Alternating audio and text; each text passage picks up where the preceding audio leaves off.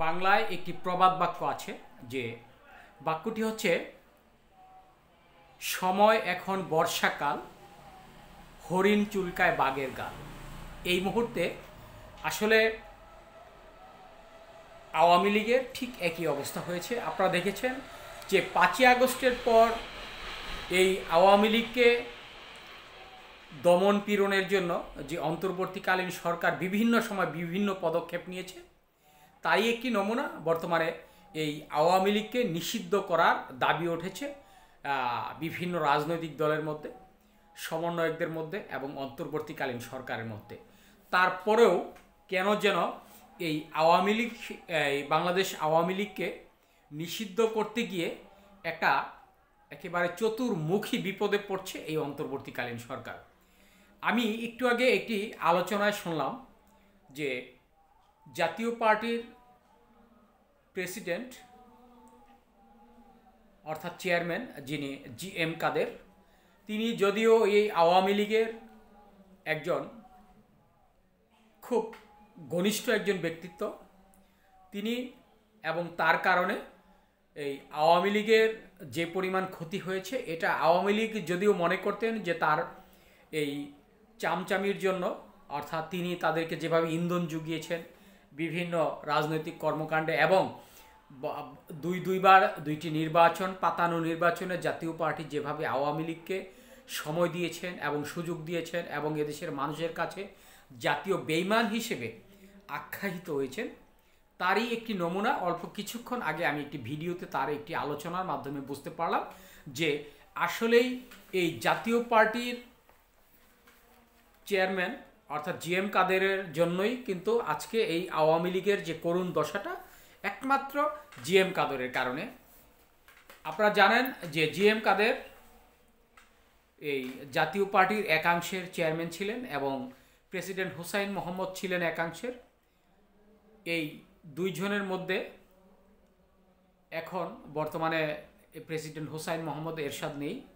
তার মৃত্যুর পরপরই রওশন এরশাদ তিনি মামলাও করেছিলেন এই জাতীয় আপনার জি.এম. কাদের বিরুদ্ধে।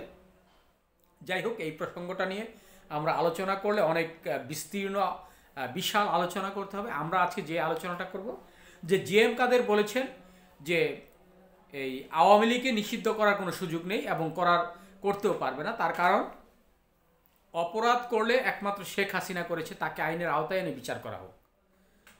আর তিনি আরেকটি কথা বলেছেন যে এই এখন হামলা মামলা দিয়ে দমন পীড়নের চেষ্টা করছে। আসলে ভাই, আমরা এই গত 16 বছরে যা দেখেছি, আওয়ামী লীগ কিন্তু একই ঘটনা ঘটিয়েছিল বাংলাদেশে।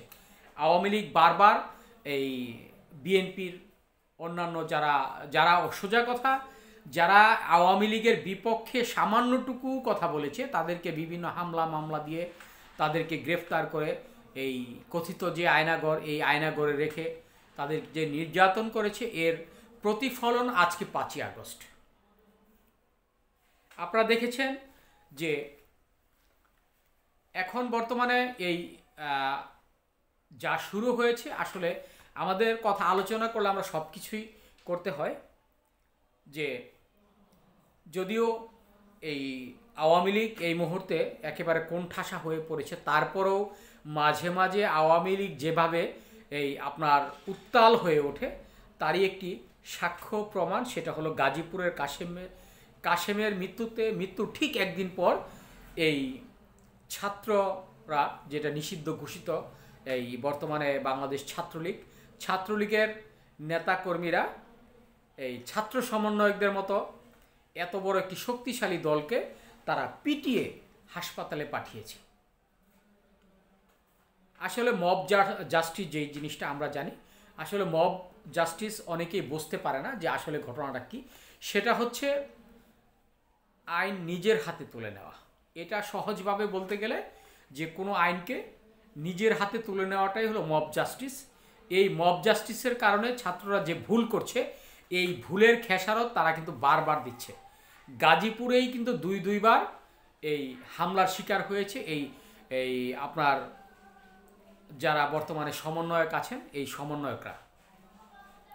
আমরা মনে করি যে আসলে এই আপনার আওয়ামী লীগকে এই এত সহজে দমন করাটা আমার মনে হয় না যে সমন্বয়কদের সম্ভব হবে কিংবা অন্তর্বর্তীকালীন সরকারের সম্ভব হবে। কারণ এই আওয়ামী লীগের যে ৭০ বছরের ইতিহাস, তারা কিন্তু উঠে এসে উড়ে এসে জুড়ে বসেননি। তাদের যে শক্তি সমর্থক এই বিষয়টার দিকে লক্ষ্য করলে আসলে তারা একেবারে নির্ভীক এবং তারা এই আন্দোলনের মুখে বারবার পড়েছে এবং বারবার তারা এই আন্দোলনের মুখ থেকে ফিরে এসে আবার এই বাংলাদেশের ক্ষমতায় এসেছেন। এই বিষয়টা কিন্তু আমরা খুব সুন্দরভাবে দীর্ঘ ইতিহাসে দীর্ঘ বছরের ইতিহাস বলে যে আওয়ামী লীগ একটি শক্তিশালী রাষ্ট্রের এবং শক্তিশালী দল। এখন আওয়ামী লীগকে দমন পীড়ন করতে হলে তাদেরকে শুধু যদি নিষিদ্ধ করে দেয়, তাহলে আমাদের মনে হচ্ছে বাংলাদেশের সবাই বুঝতে পারছে এই মুহূর্তে যে তারা এই যে কোনো মুহূর্তে আপনার যে হঠাৎ করে কোনো আক্রমণের শিকার হবে সাধারণ মানুষ, এটা কিন্তু আমরা বুঝতে পারছি। আসলে আওয়ামী লীগকে নিষিদ্ধ করার আগে নিষিদ্ধ করা দরকার যে আওয়ামী লীগের যারা নেতাকর্মী, যারা দীর্ঘ 16 বছরে এদেশের বিভিন্ন সেক্টরে আপনার এই অপরাধ করেছে, দুর্নীতি করেছে, এই লোকগুলোকে ধরে ধরে চিহ্নিত করে তাদের এই আইনের আওতায় এনে বিচার করলেই আমার মনে হয় যে আওয়ামী লীগকে নিষিদ্ধ করার চেয়ে সবচেয়ে সুন্দর একটি পন্থা সেটা হচ্ছে তাদের বিচার করা।